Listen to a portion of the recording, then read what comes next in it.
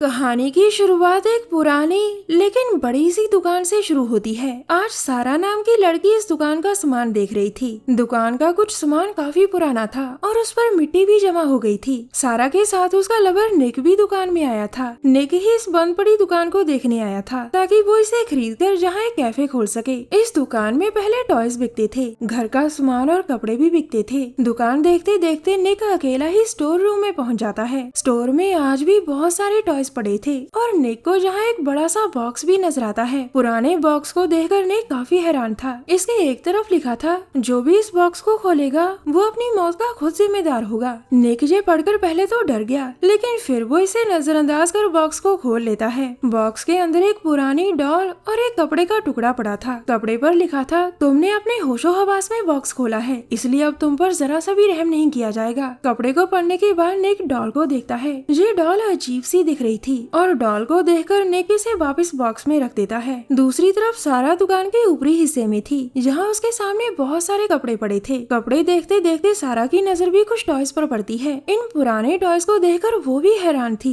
और तभी उसके फोन से आवाज आती है। सारा को फोन उसकी सहेली स्काई ने किया था। सारा उसे बताती है कि मैं इस समय निक के साथ हूँ और हम जल्द ही घर पहुँच जाएंगे। इसके बाद दोनों सहेलियाँ नए साल की पार्टी पर बात करती हैं और जल्दी मिलने की बात कर फोन काट देती हैं। थोड़ी ही देर बाद निक और सारा अपने घर की तरफ बढ़ रहे थे। निक काफी समय से कोई काम धंधा ढूंढ रहा था ताकि वो पैसे कमाकर सारा से शादी कर सके। कुछ ही देर बाद दोनों अपने घर पहुंच जाते हैं। दोनों एक ही घर में एक साथ रहते थे। घर में आते ही सारा अपने कमरे में चली जाती है और दरवाजे के पास खड़े निक की नजर डॉल पर पड़ती है। ये वही डॉल थी जिसे निक ने बॉक्स में देखा था। निक ने डॉल को बॉक्स में ही रख दिया था, लेकिन अब उसे यहाँ देखकर वो काफी हैरान होता है। वो सारा को बुलाकर पहले उसे डॉल दिखाता है और फिर उससे पूछता है कि ये डॉल यहाँ कैसे पहुँची। दोनों के पास इस बात का कोई जवाब नहीं था और दोनों बैठकर हैरानी से डॉल को देखने लगते हैं। काफी सोचने पर भी उन्हें पता नहीं चलता कि ये डॉल यहाँ कैसे पहुँची। आखिर में सारा डॉल को उठाकर बाहर आती है और उसे पुराने सामान में रखकर चली जाती है। कुछ देर बाद निक नहाने लगा था, जबकि सारा अपनी सहेली स्काई से बातें कर रही थी। नहाते नहाते निक को कुछ अजीब सा होने लगता है और फिर उसे अपने सामने एक डरावना सा चेहरा नजर आता है। इसके बाद निक को कुछ और भी विजन आते हैं, जिन्हें देखकर वो बहुत डर जाता है। निक डरावने विजन देखकर जोर से चिल्लाता है और उसकी चीख सुनकर सारा उसके पास आती है। इसके बाद निक जल्दी जल्दी कपड़े पहनकर सारा को सब बताता है कि उसे डरावनी चीजें नजर आई थी।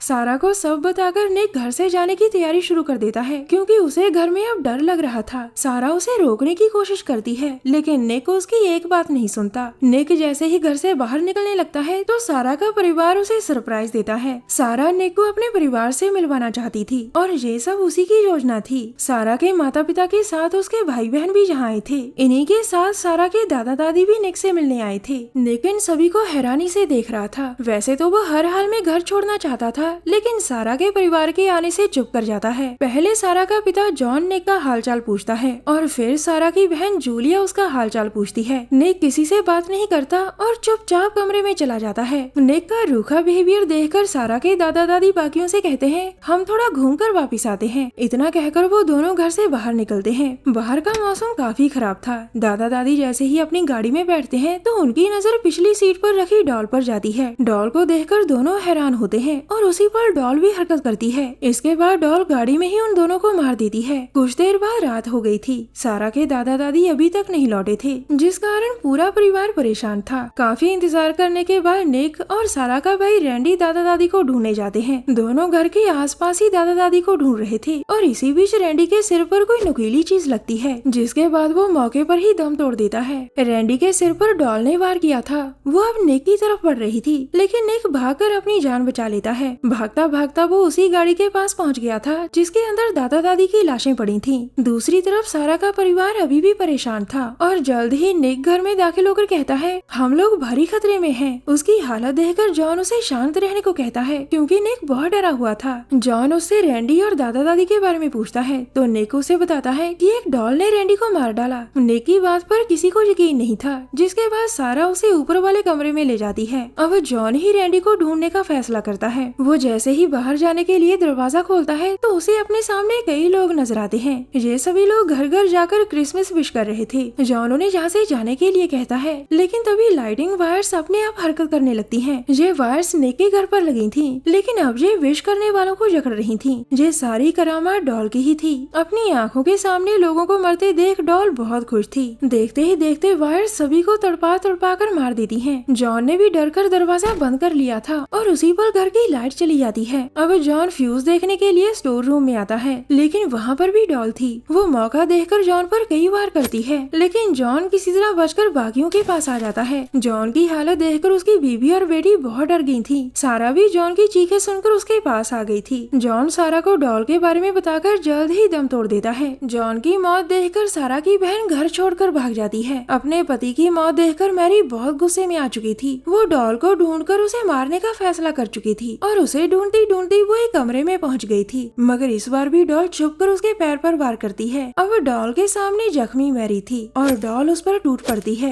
मैरी भी डॉल का हिम्मत से मुकाबला करती है, जिसके बाद डॉल फिर से छुप गई थी। मैरी एक बार फिर से डॉल को ढूंढने लगी थी और इसी बीच बेड पर हरकत होती है। मैरी नेल गन लेकर बेड को देखने ही लगती है कि तभी एक बड़ी सी चादर उसके शरीर को जकड़ लेती है। ये करामात भी डॉल की थी और देखते ही देखते डॉल मैरी के शरीर को पैक कर देती है। मैरी की चीखें निक और सारा ने भी सुन ली थी, जिसके बाद वो दोनों उसे ढूंढते ढूंढते एक कमरे में पहुंच जाते हैं। इस कमरे में दोनों के सामने एक बड़ा सा गिफ्ट पैक पड़ा था। गिफ्ट पैक से कुछ अजीब सी आवाजें आ रही थी। इसी बीच निक को फिर से डरावने विजन दिखने लगते हैं और वो एक तरफ रुक जाता है। सारा जैसे ही गिफ्ट खोलने लगती है तो अंदर से उस पर हमला होता है। निक विजन देखकर बेसुध-सा हो गया था। सारा उसे संभालने की कोशिश करती है और तभी गिफ्ट पैक को काट कर डॉल बाहर निकल आती है। अब डॉल सारा की ओर बढ़ने लगी थी। खुद को बचाने के लिए सारा निक को वहीं छोड़कर बाथरूम में छुप जाती है, मगर डॉल अभी भी उसका पीछा कर रही थी। डॉल दरवाजा तोड़कर अंदर आने की कोशिश करती है, लेकिन सफल नहीं हो पाती।